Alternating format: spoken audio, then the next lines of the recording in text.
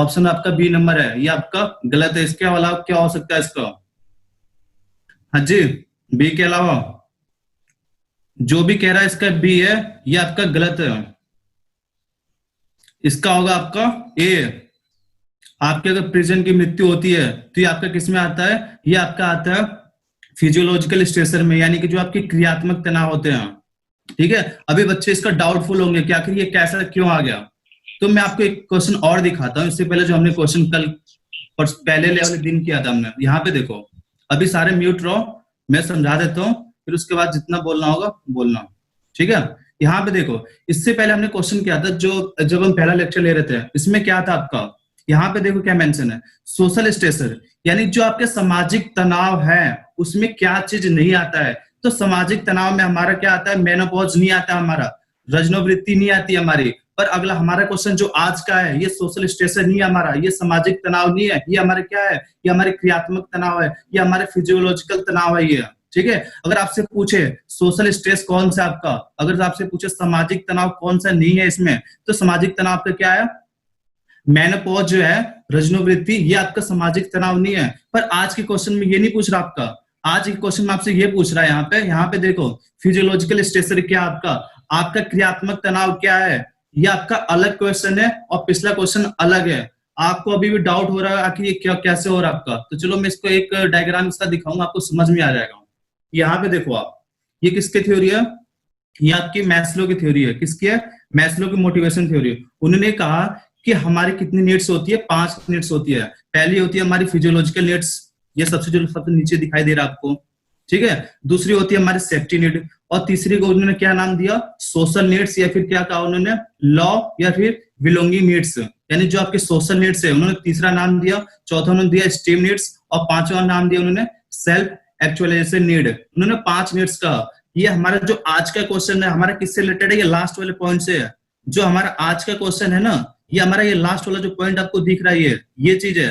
पर इससे पहले जो हमारा जो पहले लेक्चर में था वो हमारा इसमें था, किसमें था? इस वाले में था कि कौन सा हमारा इसमें सोशल नीड्स नहीं है। आज के क्वेश्चन आपसे क्या पूछ रहा? फिजिकल, ये आपका लास्ट वाला जो है फिजियोलॉजिकल नीड्स।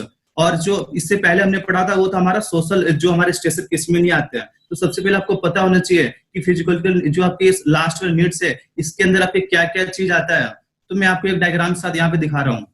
जो हमारे फिजियोलॉजिकल जो नीड्स होते हैं इसमें आपका एयर आ गया, वाटर आ गया, आपके फूड आ गया, स्लीप हो गया, आप इसमें सोना चाहते हो, तो इस टाइप के जो नीड्स है, इस तरह के जो चीजें है, यह हमारे किस में आता है? फिजियोलॉजिकल में आता है। पर अगर हम सोशल वाले में बात करें, यहाँ पे देखो आप, सोशल वाले में क्या है? आपके फ्रेंड होंगे, आपकी फैमिली होगी, और आपका प्यार वगैरह मोहब्बत वगैरह इसमें होगा। ठीक है, तो सोशल नीड्स में आपके ये आते हैं।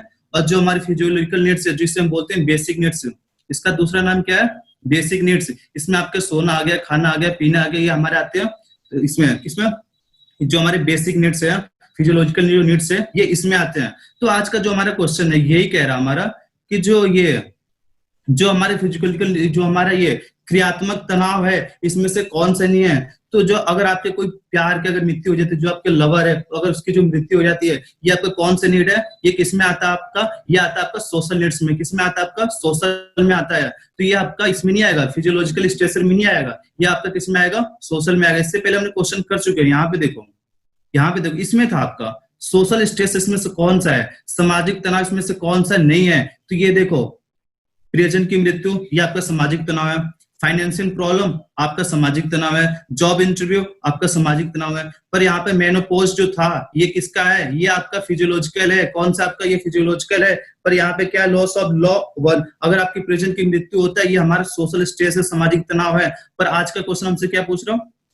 आज का क्वेश्चन हमसे ये पूछ रहा कि हमारे कौन से क्रियात्मक तनाव नहीं है।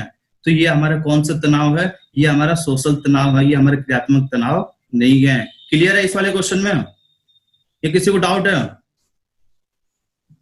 क्लियर है, क्लियर है। तो ये दोनों क्वेश्चन आपके अलग अलग है, पेपर में आपको देखना है किसमें क्या पूछ रहा। अब स्टार्ट करते हैं आज की क्वेश्चन से। कल हमने 87 तक हमने कंप्लीट कर लिया था, आज हम 88 से स्टार्ट करेंगे। यहां तक हमारे कल कंप्लीट हो गया था। ठीक है, आज हम देख लेंगे यहाँ पे 87 तक हमारा कल कंप्लीट हो गया था, आज हम करेंगे 88 से। तो पहला क्वेश्चन आपसे यहाँ भी यही पूछ रहा हूँ, यहाँ पे देखो, इसके बारे में पहले भी आपको बता चुका हूँ। इस वाले क्वेश्चन में मुझसे क्या पूछ रहा हूँ कि जब आप सिलेबस का जब एनालिसिस करते हो, ठीक है, डेवलप करने के लिए, तो आपका जो एटीट्यूड है, यहाँ पे देखो इसकी बात कर रहा है एटीट्यूड, यानी कि आपकी जो अभिवृत्ति है ये किससे रिलेटेड होता है, किससे संबंधित होता है? क्या ये डूइंग से होता है, क्या आपके नोइंग से होता है, क्या आपके बेइंग से होता है, या फिर आपके ओरिएंटेशन से होता है? तो आपका एटीट्यूड जो होता है किससे रिलेटेड होता है, किससे संबंधित होता है? तो क्या होगा इसका? हाँ जी सर, क्या होगा इसका? बीइंग तो नहीं है? कोई बताएगा इसका? कमेंट बॉक्स में जवाब दे सकते हो जिससे नहीं बोलना है। इसका मैं कई बार बता चुका हूं, क्या होगा इसका? तो चलो एक पिक्चर के साथ मैं आपको समझा देता हूँ, यहां से आपको और क्लियर हो जाएगा। ठीक है, ये देखो डायग्राम आपके सामने आ गया। मैंने बताया था जब आपका स्किल से आएगा रिलेटेड तो क्या होगा, सॉरी, जब आपका कॉग्निटिव आएगा, कॉग्निटिव, तो आप किसके साथ जाओगे? हमेशा नॉलेज के साथ जाओगे, या फिर किसके साथ जाओगे? अपने मेंटल स्किल के साथ जाओगे। किसके साथ जाओगे? मेंटल स्किल के साथ। पर जब आपका साइकोमोटर आएगा तो आप किसके साथ जाओगे? डूइंग के साथ जाओगे, अपने हैंड के साथ जाओगे। या फिर आपके सामने अगर स्किल आता है तो आप किसके साथ जाओगे? डूइंग के साथ जाओगे। पर हमारा जो आज का क्वेश्चन है ये पूछ रहा हमारा एटीट्यूड। ये देखो आप यहाँ पे लास्ट में देखो क्या मेंशन है, एटीट्यूड। ये जो आपका किसके साथ जाओगे? आप फीलिंग के साथ जाओगे, हार्ट के साथ जाओगे, या फिर बेइंग के साथ जाओगे। तो एटीट्यूड का क्या हो जाएगा यहां से? क्लियर है? इसका क्या होगा फिर? आपका हो जाएगा अस्तित्व, बेइंग हो जाएगा। अगर डूइंग के बारे में बात करिए आपका स्किल है, नोइंग आपका क्या है? ये आपका नॉलेज है, या फिर क्या हो जाएगा? इसको क्या कहते हैं हम? ये हमारा कौन सा है? ये हमारा नॉलेज हो गया, फिर बोलते हैं इसको अफेक्टिव स्किल। क्लियर है यहां तक? Yes sir. कमेंट बॉक्स में बोल दो यार, जिसे नहीं बोलना है। यहाँ पे देखो ये बहुत अच्छा क्वेश्चन है। ये तीनों क्वेश्चन आपके सामने आ गए, पहला भी करा चुका हूं, दूसरा भी और तीसरा भी। इस वाले क्वेश्चन में आपसे क्या पूछ रहा हूं? इस वाले क्वेश्चन में आपसे ये पूछ रहा हूं कि जो आपका एक ड्राइवर है, क्या है? मोटर का एक ड्राइवर है, तो क्या उसे पेट्रोल की कीमत क्या होना चाहिए? क्या उसके लिए पेट्रोल की कीमत उसके लिए मस्ट भी उसे जानना जरूरी है, आवश्यक है, मस्ट नो है, शुड नो है, कुड नो है, या उड नो है? तो उसके लिए क्या है? हमारे जो नॉलेज होते हैं ना, ये तीन टाइप के होते हैं। कितने होते हैं? तीन टाइप के होते हैं। एक होता है हमारा मस्ट नो, दूसरा होता है हमारा शुड नो, और तीसरा होता है कुड नो। ये तीनों क्वेश्चन में करा चुका हूं अलग अलग। तो ये क्या पूछ रहा है आपसे? मोटर या एक आपका ड्राइवर है तो पेट्रोल तो भराएगा, तो पेट्रोल की कीमत वो जान सकता है, तो क्या होगा इसका? कुड नो हो जाएगा, कुड नो हो जाएगा इसका। इससे पहले क्वेश्चन में 2 करा चुका हूं। ठीक है, चलो मैं वो क्वेश्चन आपको दोबारा दिखा देता हूं, आपको थोड़ा सा और क्लियर हो जाएगा। ठीक है, यहाँ पे देखो, इससे पहले जो क्वेश्चन आया था 10वां क्वेश्चन क्या था, उसमें आपसे ये पूछा गया था कि आपका एक मोटर का ड्राइवर है, ठीक है, तो ड्राइविंग टेक्निक के सारे मेथड उसे जानना चाहिए। क्या चीज था उसका? ड्राइविंग मेथड से सारे टेक्निक उसको कैसा होना चाहिए? Should know, must know, could know. तो ड्राइविंग अगर उसे आपसे पूछता है कि ड्राइविंग से टेक्निक, तो इसका हो जाएगा आपका मस्ट नो। ठीक है, दूसरा क्वेश्चन देख लेते हो। दूसरा क्या था? यहाँ पे देखो, बिल्कुल दूसरा क्वेश्चन वैसे ही आ गया आपका कि एक मोटर ड्राइवर है और उसे ब्रेकिंग के सारे मेथड, ब्रेकिंग के और गियरिंग के सारे मेथड कैसे होने चाहिए? उसका शुड भी, कुड भी, या मस्ट भी। तो ब्रेकिंग से अगर पूछेगा तो शुड भी हो जाएगा, अगर ड्राइविंग से पूछ रहा हो तो आपका मस्ट भी। और आज वाला क्वेश्चन हमारा क्या था? यहाँ पे देखो आज वाला क्वेश्चन, आज वाला किसके बारे में बात कर रहा हो? पेट्रोल की कीमत के बारे में बात कर रहा है। किसके बारे में? पेट्रोल की कीमत के बारे में। तो इसका हो जाएगा आपका कुड नो। क्लियर है तीनों क्वेश्चन में? तो आपको हमेशा हाँ सर, हाँ मैम। मुझे नहीं क्लियर, इसमें पेट्रोल की कीमत एक मोटर चालक यानी कि ड्राइवर पूछ रहा है, तो उसमें जान सकता है या ऐसा क्यों? जानना चाहिए रहेगा या फिर जानना? उसे पेट्रोल कीमत से क्या है? उसे भराएगा ना, आज भराएगा कल भराएगा, क्या कल ज्यादा हो जाएगा तो भराएगा नहीं? और रोज सब पेट्रोल को बदलता रहता है, तो जानना उसके लिए जरूरी है क्या? पेट्रोल जो भराएगा तो जान लेगा, वो कंपल्सरी थोड़ी है उसके लिए, जानेगा ही तभी गाड़ी चलाएगा वो। अगर उसे पेट्रोल कीमत नहीं पता है तो क्या गाड़ी नहीं चलाएगा? वो चलाएगा बिल्कुल। उसका मालिक उसके पेट्रोल डलवा के दे रहा है उसको, तो क्या उसके लिए जान सकता है ना? जानना जरूरी नहीं है ना उसके लिए। उसे तो मेन फोकस है अपने ड्राइविंग पे, ड्राइविंग टेक्निक आ रहा है नहीं आ रहा, उसको मस्ट भी उसके लिए है, और जो ब्रेकिंग है, गियरिंग है, उसके लिए शुड भी है, उसको जानना चाहिए चाहिए। पर पेट्रोल कीमत क्या उसे पता नहीं होगा तो गाड़ी नहीं चलाएगा वो? बिल्कुल चलाएगा। जान सकता है भी है, नहीं भी जान सकता है, ये आपका हो जाएगा कुड नो। क्लियर है बस वाले क्वेश्चन में? ठीक। तो आपके ये 3 क्वेश्चन आपके अलग अलग थे। यहाँ पे देखो, इस क्वेश्चन बहुत अच्छा क्वेश्चन है आपका। पहले जो हमारा था ना ये डिस्टेंस लर्निंग प्रोग्राम, ये पहले हमारा बहुत नॉर्मल हुआ करता था। उस टाइम पे हम प्रिंटिंग मटेरियल वगैरह बच्चों को प्रोवाइड कराते थे पढ़ने के लिए, पर आज के टाइम पे ऐसा नहीं है, ये डेवलप हो चुका है।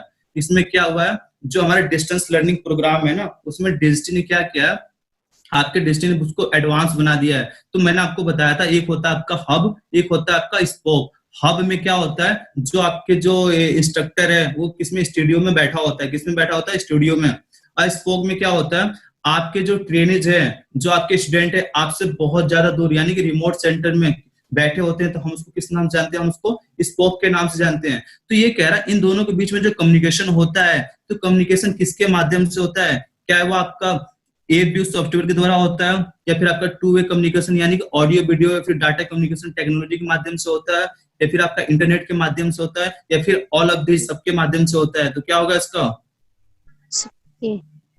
क्या हो जाएगा इसका? चलो मैं आपको डायग्राम, हाँ मैं डायग्राम आपको दिखा के और एक बार और क्लियर कर देता हूँ, यहाँ से आपको समझ में आएगा। इस वाले में तो अभी नहीं है, 1 मिनट रुको, मैं आपको शेयर करता हूँ डायग्राम, ठीक है।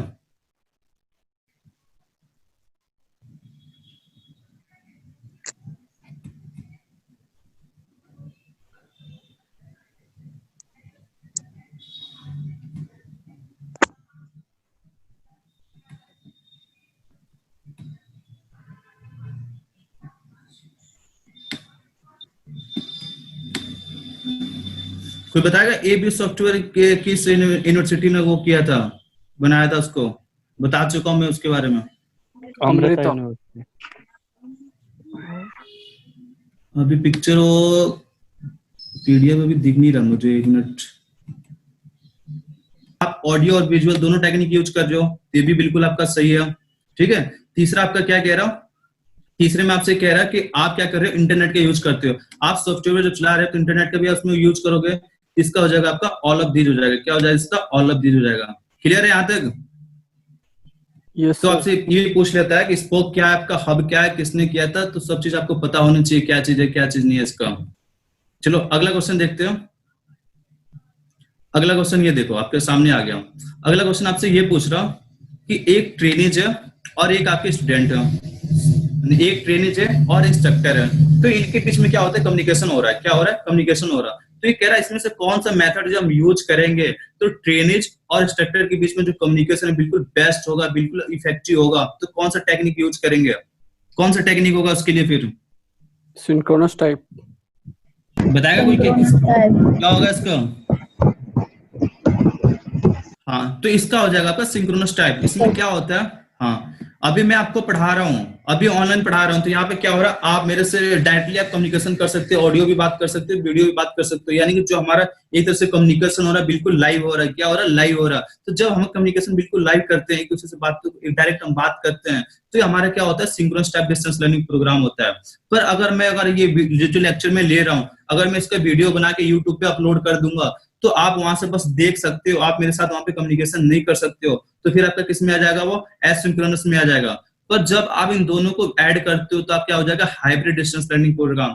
हाइब्रिड डिस्टेंस लर्निंग प्रोग्राम को हमने 2 भाग में डिवाइड किया। एक का नाम हमने दिया ये सिंक्रोनस टाइप और दूसरे का नाम दिया हमने एसिंक्रोनस टाइप। और जब का लास्ट ये है आपका fix time online distance learning program. इसमें क्या होगा, मैं आपको एक पूरा टाइम दूंगा, उस टाइम पे आप जब लॉगिन करोगे तभी आप मेरे से कांटेक्ट हो जाओगे। वो अलग बात है कि मैं कौन सा मेथड यूज करूं आपसे कम्युनिकेशन करने के लिए, पर एक फिक्स टाइम है कि उसी टाइम पे आप लॉगिन करोगे तो मेरे से बात कर पाओगे। तो हमारा लास्ट क्या होता है, fix time online distance learning program. पर इसमें क्या है, क्या कह रहा कि ट्रेनेज और आपके जो इंस्ट्रक्टर है उनके बीच में बेस्ट कम्युनिकेशन हो रहा। तो अभी हमारे बीच में बेस्ट कम्युनिकेशन हो रहा, तो हम इसको बोलेंगे synchronous type distance learning program. Clear है यहां तक? चलो अगला क्वेश्चन देखते हैं। अभी मैंने इसका जिक्र किया था, आपके सामने आ गया कि ABU जो सॉफ्टवेयर है जो हम स्कोप और हब में यूज करते हैं, तो किसके द्वारा ये डेवलप किया गया था, किसके द्वारा किया गया था डेवलप? यहाँ पे देखो, यहाँ पे क्या है आपका ABU सॉफ्टवेयर है। क्या है, ABU सॉफ्टवेयर है इसका, ठीक है। किसने डेवलप किया था, यहाँ पे देखो पूरा मेंशन है। यहाँ पे ABU सॉफ्टवेयर किसने डेवलप किया था, आपके अमृता यूनिवर्सिटी ने किया था। किसने किया था, अमृता यूनिवर्सिटी ने किया था। किसके फाउंडेड में किया था, आपका MHRD के अंडर किया था इसने। किसके अंडर किया था, MHRD के अंदर। पर इसका जो टीचर प्रोग्राम किसके द्वारा लीड किया गया था, ये IIT बॉम्बे द्वारा लीड किया गया था। उसके द्वारा किया गया था, IIT बॉम्बे द्वारा लीड किया गया था। तो आपसे आप हमारा जो क्वेश्चन ये पूछ रहा आपका कि जो ABU सॉफ्टवेयर है किसने डेवलप किया था, ये किया था आपके अमृता यूनिवर्सिटी ने किया था। क्लियर है यहां तक? Yes sir. इसका क्या हो जाएगा आपका ऑप्शन नंबर ये, अमृता यूनिवर्सिटी। अगला क्वेश्चन देखते हो। अगला क्वेश्चन आपसे ये कह रहा है कि इसमें से कौन सा आपका ऑडियो विजुअल ऐड है, ऑडियो विजुअल ऐड, यानी कि जिसमें आपका ऑडियो भी आता है और विजुअल भी आता है। तो ऐसा कौन सा ऐड है जिसमें आपके ऑडियो भी आता है और विजुअल भी आता है? तो इसका क्या हो जाएगा, कोई बताएगा इसका क्या होगा? कोई भी क्या होगा इसका? सीसीटीवी।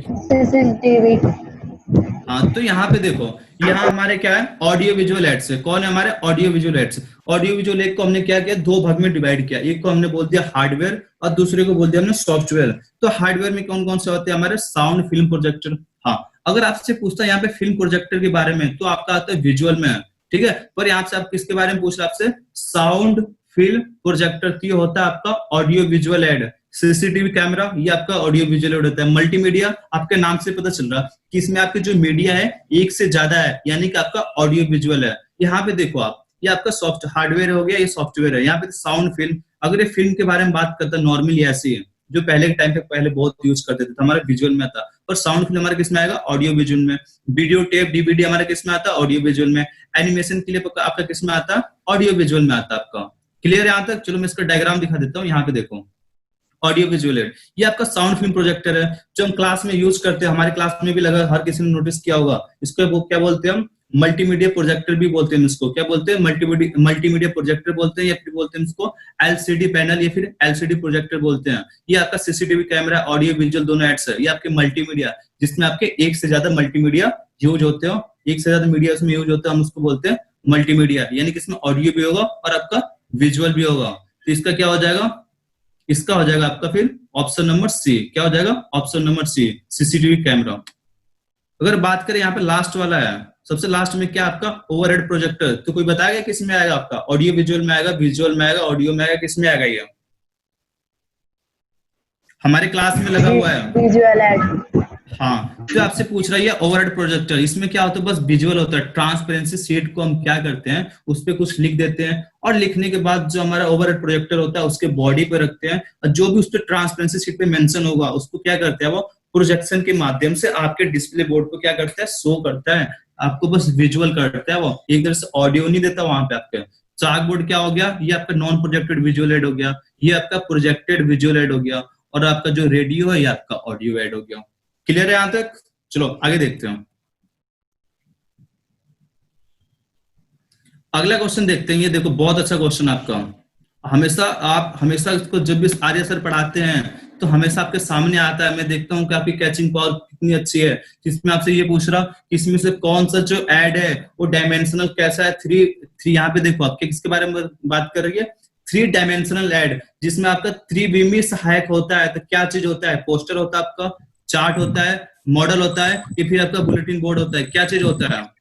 मॉडल इसका, ठीक है। हाँ, तो आपने हमेशा देखा होगा सर जब ईडी के लेक्चर लेते हैं तो आपको मॉडल दिखाते हैं। क्यों? क्योंकि जो हमारा मॉडल दिखाते हैं आपके 3 होता है, 3 डायमेंशन होता है। आप फ्रंट से भी देखते हो 3D होता है। हम मूवी वगैरह भी देखते हैं तो हम 3D क्यों यूज करते हैं? तो उसका जो डायमेंशन होता है 3 होता है, हम तीनों डायरेक्शन से देख सकते हैं उसको। इसलिए हम जो सर हमें जो ईडी के सीट दिखाते हैं, वहां पे मॉडल दिखाते हैं क्लास में, तो क्या होता है हमारा 3V में होता है। आपके तीनों जो 3 साइड से आप देख सकते हो, फ्रंट से, साइड से और आपका टॉप से भी देख सकते हो। चलो मैं पिक्चर दिखाता हूँ आपको, यहाँ से क्लियर हो जाएगा इसके बारे में, ठीक है।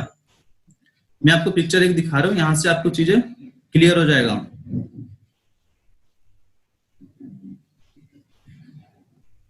यहाँ पे देखो एक डायग्राम अभी आपके सामने आएगा। यहाँ पे देखो ये आपका मॉडल है। क्या है? मॉडल है। यहाँ से आपको पता चल जाएगा इसको हम किस नाम से जानते हैं। तो हम इससे बोलते हैं मॉकअप मॉडल। क्या बोलते हैं? Mock-up model. ये आपका एक तरह से घर है, एक तरह से आपको, एक तरह से इमेजिनरी तो है ही है, पर आपको कैसे एहसास दिलाता है कि जैसे बिल्कुल आपका रियल हो। तो आपसे कभी कभी क्वेश्चन ये भी पूछ लेता है कि मॉडल जो है कैसा एक तरह से प्रेजेंट करता है। तो इमेजिनरी तो करता है कि, पर आपका जो होता है बिल्कुल रियल जैसा आपको एहसास दिलाता है कि बिल्कुल आपके जैसे रियल है बिल्कुल। यहाँ पे देखो आप इसको 3 जगह से देखते हो। यहाँ पे भी देख सकते हो, साइड से भी देख सकते हो और टॉप से भी देखते हो। यानी इसका 3 डायमेंशन है आपका। ये मॉडल क्या है? 3 डायमेंशनल है। क्लियर है यहाँ तक? किसी को दिक्कत इस वाले क्वेश्चन में? Clear sir. तो जो हमारा मॉडल होता है क्या होता है, 3 डायमेंशनिंग होता है, तो इसका क्या हो जाएगा, हमारा मॉडल हो जाएगा। जो मैंने आपको दिखाया उसको किस नाम से जानते हैं, उसको हम जानते हैं मॉकअप मॉडल के नाम से जानते हैं। अगला क्वेश्चन देखते हो कि चाक बोर्ड है, क्या है, चाक बोर्ड है, तो उसका मेन डिसएडवांटेज क्या है, बिगेस्ट डिसएडवांटेज क्या है उसका? ये शायद क्वेश्चन पहले भी हो चुका है, कोई बताएगा इसका क्या होगा? Represent only temporary data. हाँ, तो ये क्वेश्चन पहले भी रिपीट हो चुका है, ठीक है। तो इसमें आपसे ये पूछ रहा है, जब भी आप उसमें लिखते हो बोर्ड पे ना, तो क्या होते है, आप उसको मिटा सकते हो। जैसे कि आप अगर स्मार्ट बोर्ड यूज करते हो ना, तो आप उसको क्या कर सकते हो, जब क्लास आपका दी एंड होगा ना, तो आप उसको पीडीएफ के फॉर्म में सेव कर सकते हो, और जो भी आप डाटा पढ़ा रहे हो उसमें सेव हो जाता है। पर हमारा जो एक चाक बोर्ड वगैरह होता है ना, आप जो भी लिखते हो यहाँ पे वो सेव नहीं होता, आप उसको मिटा सकते हो। तो कैसा डाटा है आपका? डाटा एक बिल्कुल ऐसा डाटा है कि बीजीएफ को एडिट कर सकते हो, मिटा सकते हो, साफ कर सकते हो। तो हमारी कहीं ना कहीं एक ड्रॉबैक है। बाकी एक कॉस्ट सस्ता होता है, अच्छी बात है। तो क्या होगा इसका? गौरव यहाँ पे डिसएडवांटेज पूछिए। हाँ, एक मिनट। हाँ ठीक है। हाँ ठीक है। इसमें आपसे क्या पूछ रहा हूँ, इसमें आपसे पूछ रहा, एक मिनट, इसमें आपसे पूछ रहा कि जो हमारा चाक बोर्ड है उसका सबसे बड़ा डिसएडवांटेज क्या है, तो क्या होगा उसका? सर बी होगा, उसका बी हो जाएगा ना उसका टेम्परेरी डाटा। हाँ, तो इसका क्या हो जाएगा? एक मिनट रुक जाओ, आवाज आ रही है अभी। एडिट डाटा संपादित करना आसान होता है, ये तो हमारा एडवांटेज हो गया, ठीक है। हाँ ठीक है, बिल्कुल सही। इसका क्या हो जाएगा? बी हो जाएगा। इसका क्या हो जाएगा? बी हो जाएगा। अगर हम सी के बारे में बात करें, सी के बारे में, तो डाटा एडिट कर रहा है, तो एक तरह से कहीं ना कहीं ये क्या है, इसका एडवांटेज में आ जाएगा। और इसमें क्या पूछ रहा है आपका कि केवल अस्थायी डाटा प्रेजेंट करता है, ये परमानेंट नहीं करता ये आपका, ठीक है। इसका क्या हो जाएगा? आपका बी ऑप्शन हो जाएगा। क्लियर है यहां तक? हाँ जी, यस सर। बाकी जो मैंने सी लगाया तो आपके एडवांटेज है, थोड़ा सा मिस हो गया था उसमें।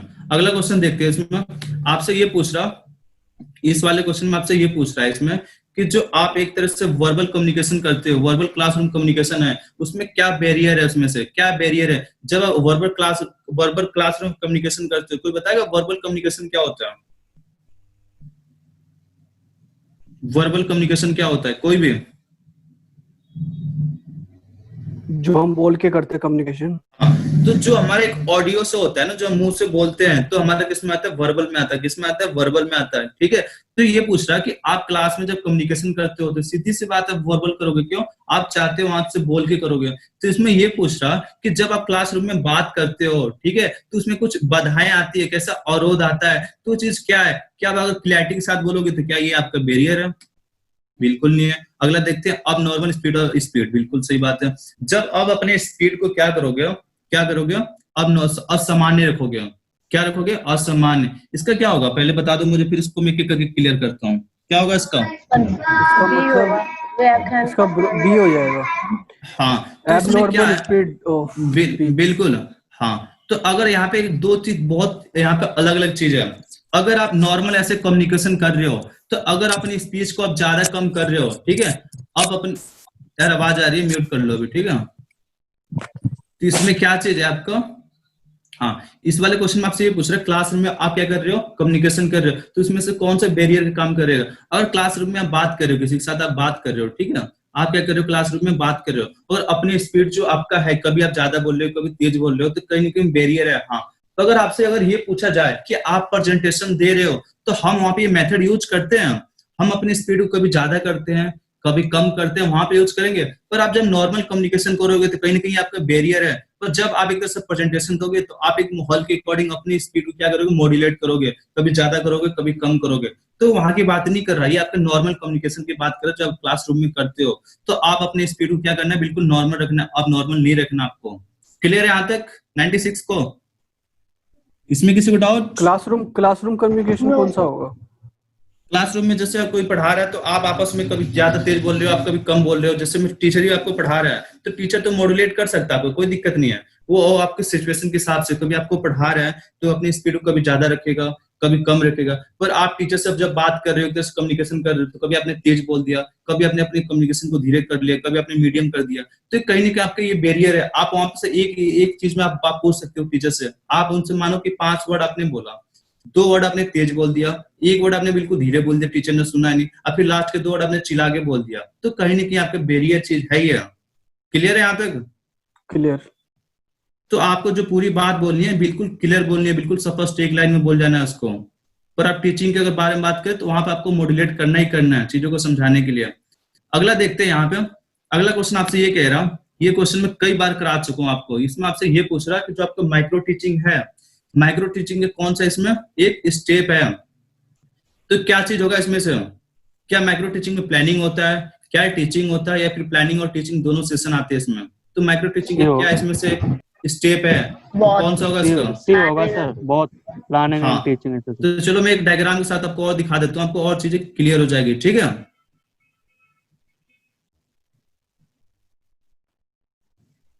एक मिनट, अभी डायग्राम आ जाएगा।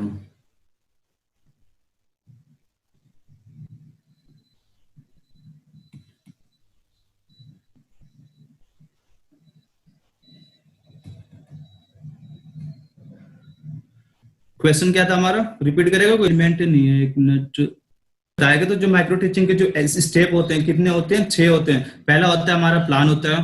क्या होता है? प्लान होता है, ये से बोलते हैं प्लानिंग। दूसरा होता है हमारा टीच, और तीसरा होता है हमारा फीडबैक। क्या होता है? फीडबैक होता है। तो हम उसको क्या करते हैं, फिर रीप्लान कर देते हैं, रीटीच करते हैं और रीफीडबैक करते हैं। तो हमारे कितने होते हैं? 6 स्टेप हो जाते हैं। कितने हो जाते हैं? 6 स्टेप हो जाते हैं। आपसे पूछ लिया जाता है पेपर में कि माइक्रो टीचिंग कितने स्टेप है, चाहे कितने साइकिल है, तो आपके 6 होते हैं। 3 होते हैं, हम उसको रिपीट कर देते हैं। तो हमारे तीनों चीजें है, हमारा प्लान भी होता है, टीच भी होता है और फीडबैक भी होता है। तो यहाँ पे हमारे 2 मेंशन है, तो इसका क्या हो जाएगा आपका? ऑप्शन नंबर सी हो जाएगा। क्या हो जाएगा आपका? ऑप्शन नंबर सी।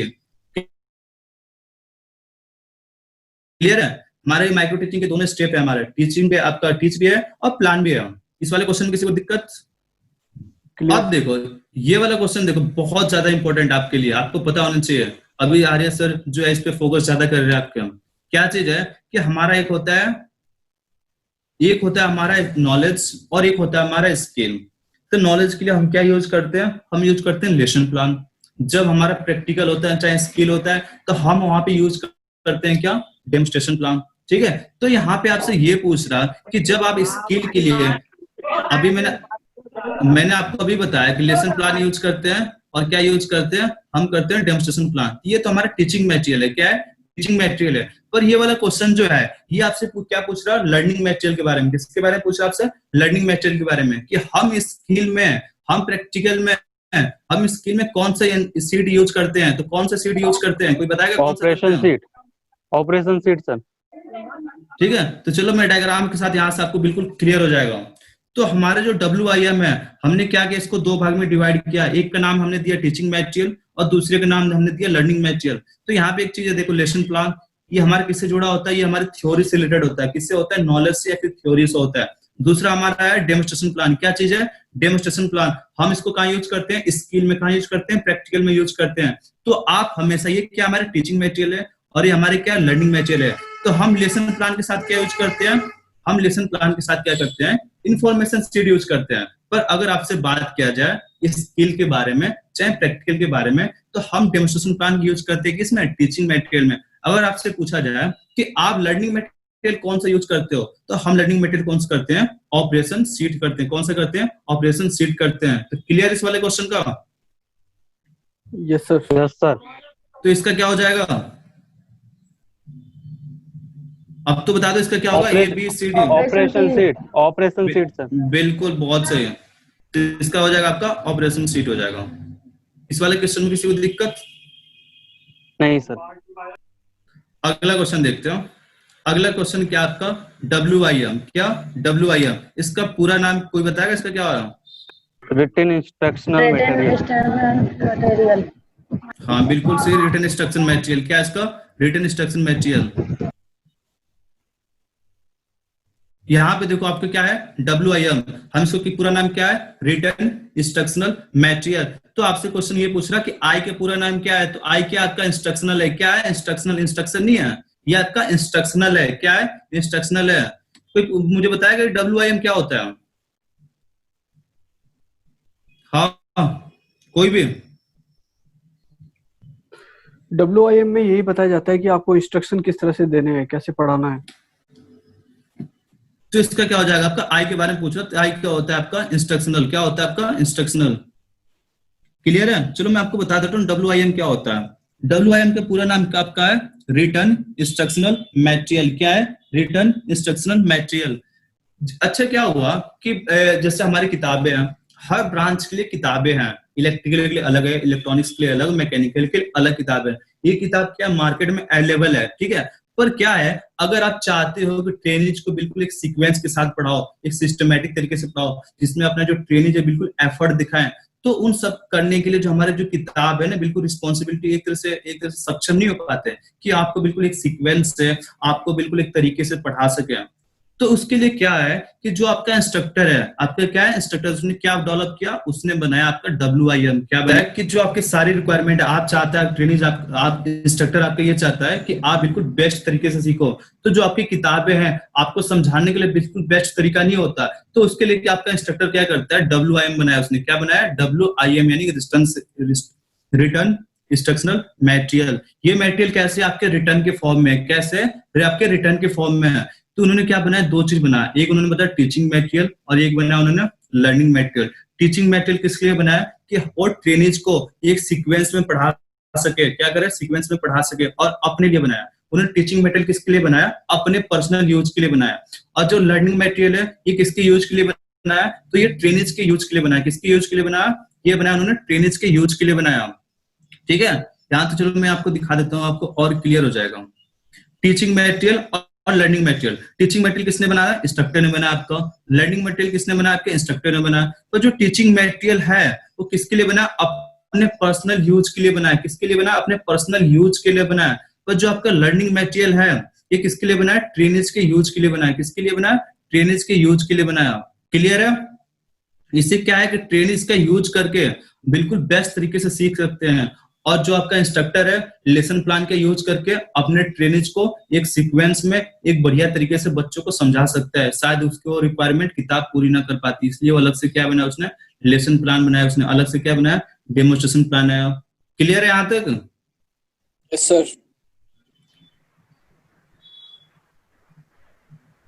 अगला क्वेश्चन देखते हैं। अगला क्वेश्चन देखो वही आ गया जो मैंने आपको अभी बताया कि इसमें से कौन सी ऐसी सीट है कि जो इंस्ट्रक्टर द्वारा बनाई जाती है। तो कौन सी ऐसी सीट है जो इंस्ट्रक्टर द्वारा बनाई जाती है?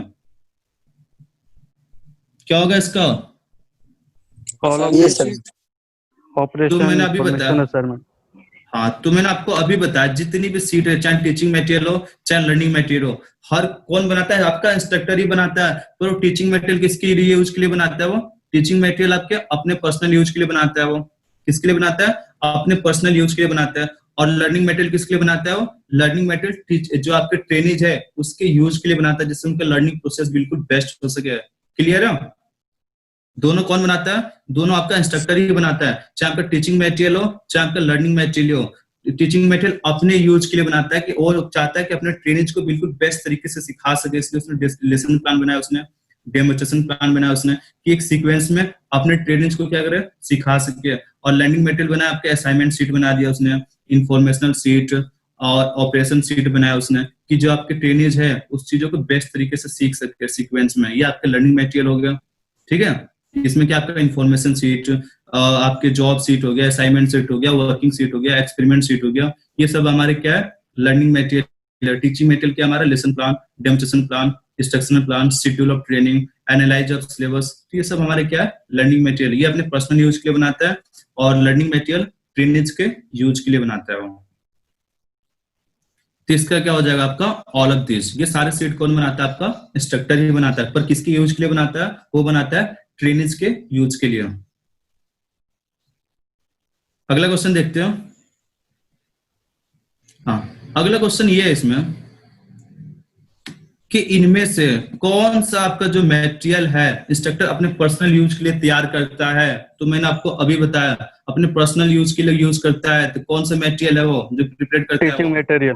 Teaching material. ठीक है, तो मैंने आपको अभी बताया टीचिंग मटेरियल बनाता है और लर्निंग मटेरियल भी आपका इंस्ट्रक्टर ही बनाता है। पर टीचिंग मटेरियल अपने पर्सनल यूज के लिए बनाता है और लर्निंग मटेरियल ट्रेनिज के यूज के लिए बनाता है। क्लियर है यहाँ तक? किसी को डाउट? क्लियर है सर। अगला क्वेश्चन देखते हैं। ये क्वेश्चन भी शायद कल मैंने इसका डायग्राम भी दिखाया था आपको। इसमें सबसे ये क्वेश्चन ये पूछ रहा आपका कि निम्नलिखित में से कौन सा आपका ऑब्जेक्टिव टाइप टेस्ट नहीं है के बारे में बात कर रहा। ऑब्जेक्टिव टेस्ट आपका नहीं है, बिल्कुल नहीं है, डिसएडवांटेज है। क्या हानि, क्या उसका डिसएडवांटेज, सॉरी, इसमें से कौन सा आपका ऑब्जेक्टिव टाइप टेस्ट का डिसएडवांटेज है। जब हम ऑब्जेक्टिव टेस्ट लेते हैं ना तो उसके कुछ एडवांटेज भी होता है, कुछ उसका डिसएडवांटेज होता है। इसमें आपसे ये पूछ रहा ऑब्जेक्टिव टेस्ट जो टेस्ट होते हैं उसका डिसएडवांटेज क्या है, उसकी हानि क्या है। तो उसकी हानि क्या होगा इसमें से, ए, बी, सी या फिर डी? ए होगा सर। तो आप देखो, आप जब ऑब्जेक्टिव टेस्ट, हाँ, जो आप ऑब्जेक्टिव टेस्ट बनाते हो तो बच्चों को ग्रेडिंग करना उसमें बहुत आसान आता है आपके लिए, ये आपके फायदेमंद है। अब यहाँ पे देखो क्या है कि जो आपके ट्रेनीज है वो हाई अंक एक तरह से प्राप्त कर सकते हैं, ठीक है, प्राप्त करने में आसानी होता है। पर जब आप ऑब्जेक्टिव टेस्ट बनाते हो ना तो आपको थोड़ा सा प्रिपेयर करने में थोड़ा सा परेशानी होती है। क्या होता है, थोड़ा सा परेशानी होता है। तो इसका थोड़ा सा क्या है, डिसएडवांटेज है। क्या है, डिसएडवांटेज है। यहाँ तक किसी को डाउट? No sir. अगला क्वेश्चन देखते हैं। हाँ, ये वाला क्वेश्चन देखो, इसमें आपसे क्या पूछ रहा हूँ, इस वाले क्वेश्चन में आपसे ये पूछ रहा हूँ कि निम्नलिखित में से, इनमें से आपका कौन सा ऑब्जेक्टिव टाइप टेस्ट आपका है या नहीं है? है आपका कौन सा ऑब्जेक्टिव टाइप टेस्ट इसमें से आपका? Fill in the blank. C sir. क्या होगा इसका? Fill in the blank. Fill in the blank. बिल्कुल सही बात है, बिल्कुल सही आपके। इसके अलावा कोई बताएगा और क्या क्या आएगा इसमें से?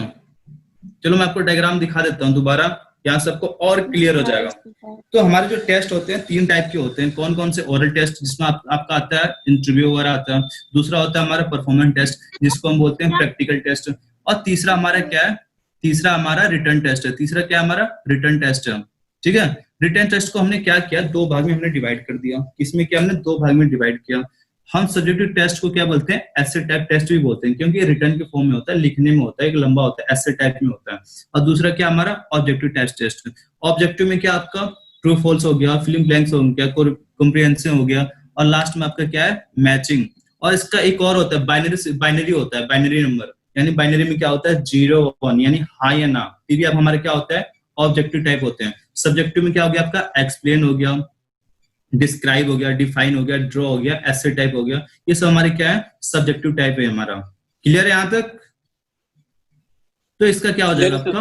हाँ, इसका हो जाएगा आपका fill in the blank. Essay type हमारा क्या हो जाएगा? सब्जेक्टिव टाइप हो जाएगा। एक्सप्लेन टाइप हमारा क्या हो जाएगा? सब्जेक्टिव टाइप हो जाएगा।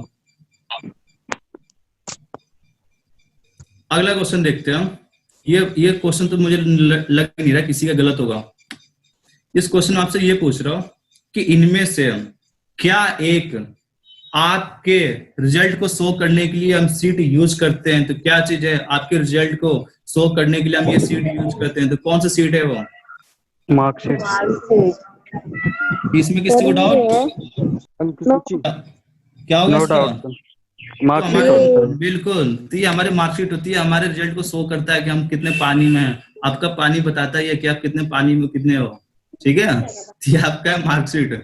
अब ये क्वेश्चन अगर बेटा इलेक्ट्रिकल वाले हो, अगर तुमसे गलत हो गया ना फिर कुछ नहीं हो सकता। इसमें आपसे ये ग्रेड सीट क्या होता है? हाँ, इसमें क्या sir? Grade seat. Grade seat आपको ग्रेड दिया जाता है उसमें ABCD। और सब ग्राफ सेट आपको पता नहीं है? ग्राफ के माध्यम से जो मैथमेटिकल में ग्राफ वाला जो क्वेश्चन करते हैं ग्राफ में शो किया जाता है। जॉब सीट के बारे में ग्रेड मार्किंग होती है। हाँ, ग्रेड मार्किंग होती है, बिल्कुल। तो अभी वो ऐसा नहीं कर रहा ना, आपको क्या कर रहा है? आपको रिजल्ट को शो करने के लिए हम ग्रेड सीट नहीं बोलते हैं, हम उसको भी मार्कशीट ही बोलते हैं। ग्रेड के फॉर्म में भले में उस पर लिखा होता है नीचे, पर हम उसको मार्कशीट के नाम से ट्रिपल सी में भी तो होता है ना। जैसे ट्रिपल सी करते हैं उसमें ग्रेड होता है ABCD करके। हाँ, मार्क्स उसमें मार्क्स नहीं होता है। मार्क्स तो होता है, पर हम उसको कभी आपने देखा कभी किताब में लिखा है कि ग्रेड सीट के आपका यूज करो? लेकिन उसमें ट्रिपल सी वाले में ना नंबर नहीं दिखाता, बस ग्रेड। तो नंबर नहीं लिखा, अच्छी बात है, बिल्कुल। तो आपको कभी आज तक लिखा है आपके सर्टिफिकेट पे कहीं लिखा है ग्रेड सीट? कहीं पे भी आपने कहीं आज तक सुना अपलोड करने के लिए? क्यों? क्योंकि पहले से चला आ रहा है ना, एक तरह से बेस बना है आपका कि आपको वही मान के चलना है, भले में चेंज होते रहे आगे वो अलग बात है। आपका नंबर चाहे मार्क में आए, ग्रेड में आए, अलग चीज है, पर हम एक तरह से बन गया ना, वो आपका बेस बन गया, आपका स्टैंडर्ड बन गया, वो स्टैंडर्ड आपको फॉलो करना है। हेलो ठीक है गौरव सर। हाँ सर, 1 मिनट। हाँ सर, अभी बनना 2 मिनट में। जॉब सीट क्या है? आप कंपनी में क्या कर रहे हो? जॉब कर रहे हो, तो वहाँ पे ये 2 टाइप के, एक होता है प्री जॉब चेक शीट होता है, एक होता है हमारा फाइनल जॉब चेक शीट होता है। जो हमारा प्री जॉब सीट होता है, आप स्टार्टिंग में जब यूज करते हो, जब आप कोई मटेरियल बना रहे हो तो स्टार्टिंग में जब यूज करते हो तो हमारा वो क्या होता है, प्री जॉब सीट आता है। पर जब आपका जब मटेरियल पूरा फाइनल हो गया, जब सबमिट करने जाते हो तो आपका मटेरियल कहाँ पे पहुंचा है, कहाँ पे पहुंचा हो, तो जो उसमें पूरा डाटा बेस्ड होता है आपका होता है पोस्ट जॉब सीट। जो हाँ हमेशा एक चीज याद रखना, एक होता है आपका ऑपरेशनल सीट, एक होता है आपका जॉब सीट। जब मैंने अभी बताया आपका ऑपरेशनल सीट में क्या है, जो हम प्रैक्टिकल में यूज करते हैं, उसमें बस आपका एक जॉब से रिलेटेड होता है। किससे होता है? एक जॉब से। हम जब ऑपरेशनल सीट यूज करते हैं, चाहे डेमोन्स्ट्रेशन प्लान यूज करते हैं, तो हम उसमें बस एक टॉपिक लेके चलते हैं ना, हमें ये पढ़ाना है। पर जो आपका जॉब सीट है, इसमें आप एक से ज्यादा चीज हो सकता है। इसमें क्या हो सकता है? एक से ज्यादा आपका जॉब इसमें हो सकता है। आप इसमें सावधानियां लिखते हो, आप इसमें मेथड भी लिखते हो, कैसे बनाया आपने, सब कुछ इसके अंदर मेंशन होता है। एक से ज्यादा इसमें हो सकता है आपका। आपसे क्वेश्चन ये भी पूछ लेता है कि ऑपरेशन सीट और जॉब सीट में क्या अंतर है। अब देखते हैं 105 नंबर में क्या कह रहा हूँ। 105 नंबर में आपसे क्वेश्चन ये कह रहा कि जो आपके मशीन है, तो उसके लिए हम स्टार्ट बटन जो यूज करते हैं, तो स्टार्ट बटन का कलर कैसा होता है?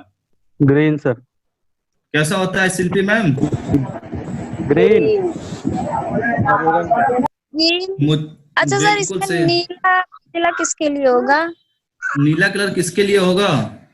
जब आप कंपनी वगैरह, हाँ कंपनी वगैरह में यूज करते हैं ना, जो उसका रोड वगैरह बनाया जाता है उसमें, ठीक है, जो रोड बनाया जाता है, इसको मैंने उसमें कलर कोडिंग वाला जो पढ़ाया था ना, मैंने उसमें वीडियो डाल रखा, मैंने उसको पूरा बता रखा उसमें। तो जो रास्ता अलग अलग बनाते हो, ग्रीन कलर में ब्लू कलर में आपको बनाते हैं वहां पे, और भी कोई कलर है वहां पे, कलर कोडिंग पूरा मेंशन है उसमें, ग्रीन ही आता है वहां पे भी, और भी उसमें अलग अलग दिखा सकते हैं। अमेरिका में पता है क्या चीज है? अमेरिका और कुछ कंट्री वगैरह में आपका बिहेवियर भी कलर के अकॉर्डिंग बताया जाता है। अगर आप गुस्से में हो तो उसके लिए अलग कलर है, अगर आप रोमांटिक हो तो उसके लिए कलर अलग डिसाइडेड है, तो आपका अगर मूड अपसेट है तो उसके लिए अलग कलर है। तो हाँ, एक तरह से पूरा कलर कोडिंग बना हुआ है इंडस्ट्री वगैरह में, आपके बिहेवियर को भी कलर से रिप्रेजेंट किया जाता है।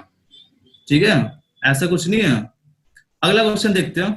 अगला क्वेश्चन आपसे क्या है, कह रहा कि निम्नलिखित में से कौन सा आपका हाउस कीपिंग से संबंधित नहीं है? तो हाउस कीपिंग से आपका संबंधित कौन सा चीज में से नहीं है? क्या चीज होगा उसका?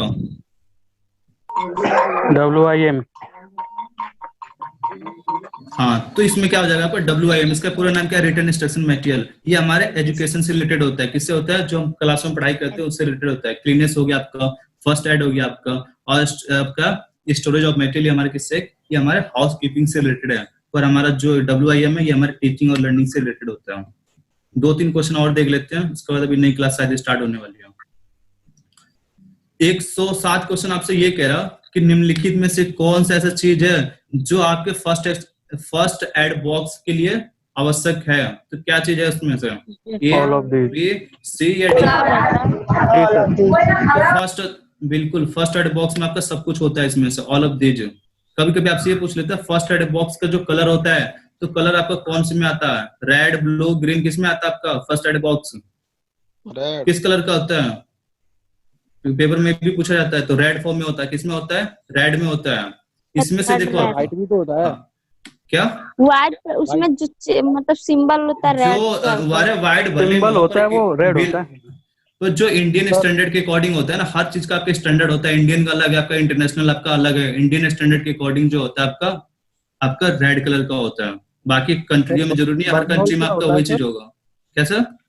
बर्नॉल क्या होता है? बर्नॉल कोई बताएगा बर्नॉल क्या होता है? नो सर, नहीं पता है बर्नॉल। सेवलॉन देखा सर, बर्नॉल नहीं जानकारी सर। बर्नॉल वो ट्यूब होती है जो जल जाता है आदमी लगाने के लिए, जैसे आया समझ में? दया सर क्या नाम है? जलने पे लगाने के लिए, जब जल जाता अगला है क्वेश्चन, हाँ ये क्वेश्चन और देख लेते हैं। इसमें सबसे ये पूछा गया क्लासरूम मैनेजमेंट में क्लोजली लिंक होता है, किसी निकटतम से जुड़ा होता है। तो क्या चीज होता है जो आपके क्लासरूम मैनेजमेंट में क्लोजली जुड़ा होता है? क्या चीज होगा इसका? ABCD क्या होगा? डी होगा सर। Motivation, respect, discipline. तो इसका क्या हो जाएगा आपका? ऑल ऑफ दीज हो जाएगा। क्लासरूम मैनेजमेंट चाहते हो तो बढ़िया हो, तो मोटिवेट भी चाहिए वहां पे, ठीक है। उसके बाद आप सम्मान भी चाहिए उस क्लास में, और आप चाहते हो डिसिप्लिन से है, तो क्लासरूम मैनेजमेंट के लिए क्लोजली आपका हर किसी से जुड़ा होता है। किससे होता है? हर चीज से जुड़ा होता है। ठीक है, तो आज की क्लास के लिए इतना ही रखते हैं फिर, ठीक है? क्योंकि और फिर कर अगले लो क्लास, सर, 110 हो जाएंगे। चलो 110 कर लेते हैं फिर। हाँ, ये क्वेश्चन देखो, इसके बारे में शायद कई बार कल मैं बता चुका हूं ना। इसमें से आपका ये बताया गया है कि काउंसलर के लिए इसमें से कौन सी क्वालिटी अच्छी नहीं है, तो कौन सी क्वालिटी इसके लिए अच्छी नहीं है, क्या चीज होगा इसका? क्या होगा सर ये इसका? होगा, ए होगा सर। कल पूरा डायग्राम दिखाया था आपको, इम्पैथिक सिंपैथिक, Yes, अगर sir. इसके अलावा तो कोई बनता ही नहीं आपका। तो ए ऑप्शन ये इसका हो होगा जाएगा, ये। इसका हो जाएगा आपका ए। इसके लिए नहीं होना चाहिए, क्यों? उसको आपके कस्टमर के साथ इमोशनली उसके साथ सहभागिता नहीं होना चाहिए, उसके साथ उसका सहयोग नहीं देना चाहिए कि भाई तू प्रॉब्लम में है, मैं क्या करूं मेरे साथ। वो आपको अलग प्रॉब्लम बताने गया, आपने क्या किया उसके प्रॉब्लम को, यार चल ठीक है यार तेरे साथ तो बहुत प्रॉब्लम है, तेरे प्रॉब्लम को मैं समझ रहा हूँ पर मैं कुछ कर नहीं सकता। तो ऐसी भावना उसके अंदर नहीं होना चाहिए, उसको हेल्प करना चाहिए, उसके बात को उसे सुनना चाहिए, उसको उसके अंदर धैर्य होनी चाहिए, उसके बात को ठीक से समझे परखे और उसको एक तरह से मोटिवेट करे कि आपके अंदर काबिलियत है, आप चीज को कर सकते हो। उसकी हेल्प करनी चाहिए। ये देखो लास्ट में क्या है, उसकी हेल्प करनी चाहिए, ठीक है? उसके अंदर धैर्य होना चाहिए, पेशेंट होना चाहिए उसके अंदर। और उसके अंदर जो चीज वो बता रहा है ना आपको, जो अपनी प्रॉब्लम बता रहा है, उस प्रॉब्लम को आपको अच्छे से सुनना है। ये नहीं कि आप बीच में बोलना आपने स्टार्ट कर दिया, आपको उसकी प्रॉब्लम को सुनना है। तो ये चीज उसके लिए एडवांटेज है, पर ये क्वालिटी उसके लिए नहीं होनी चाहिए। उसको एक तरह से इम्पैथिक होना चाहिए, सिंपैथिक नहीं होना चाहिए। क्लियर है? चलो लास्ट क्वेश्चन, आज का लास्ट क्वेश्चन देख लेते हैं। अब इसका तो देखता हूँ किसका सही आ रहा है किसका गलत आ रहा है। शॉर्ट जो एनालिसिस होता है ना, तो इसमें से क्या चीज इसके एलिमेंट में नहीं है आपका, तो क्या चीज नहीं है इसके एलिमेंट में, क्या होगा इसका? थ्रेशोल्ड होगा सर। स्ट्रेंथ, अपॉर्चुनिटी या फिर वीकनेस, क्या होगा इसका? ए होगा, थ्रेशोल्ड नहीं होगा। बिल्कुल, तो जो भी आपके ये वाले कह रहे हैं उनका बिल्कुल सही है। चलो मैं इसका पूरा नाम दिखा देता हूँ आपको। पूरा नाम क्या है इसका? एस मतलब हो गया आपका स्ट्रेंथ, क्या हो गया? एस मतलब हो गया आपका स्ट्रेंथ हो गया। और आपका डब्ल्यू के बारे में बात करें तो ये हमारा वीकनेस हो गया। ओ मतलब हो गया आपकी अपॉर्चुनिटी, और टी मतलब हो गया थ्रेट्स। तो ये हमारे इसके फुल फॉर्म है। अगर आपको फुल फॉर्म इसका पूरा पता है तो आपको बिल्कुल भी डाउट नहीं होगा पेपर में। तो हमारा टी मतलब क्या था? थ्रेट था। क्या था? थ्रेट्स था। तो यहाँ पे क्या थ्रेट सॉल्व है, तो इसका क्या हो जाएगा आपका? ये ऑप्शन हो जाएगा बिल्कुल। यहाँ पे स्ट्रेंथ है आपका, एस मतलब स्ट्रेंथ हो गया, डब्ल्यू मतलब आपकी वीकनेस हो गया, ओ मतलब अपॉर्चुनिटी, और टी मतलब आपका थ्रेट्स हो गया। पर यहाँ पे थ्रेट सॉल्व है, तो ये चीज हमारा इसमें मेंशन नहीं है। तो यहाँ तक अभी किसी को डाउट हो तो कमेंट कर सकते हैं, चाहे बोल सकते हैं। किसी को डाउट है? नहीं सर, नहीं सर, क्लियर क्लियर है? Clear sir, thank you. तो चलो आज के लिए इतना ही रखते हैं फिर, ठीक है? Okay, thank you sir.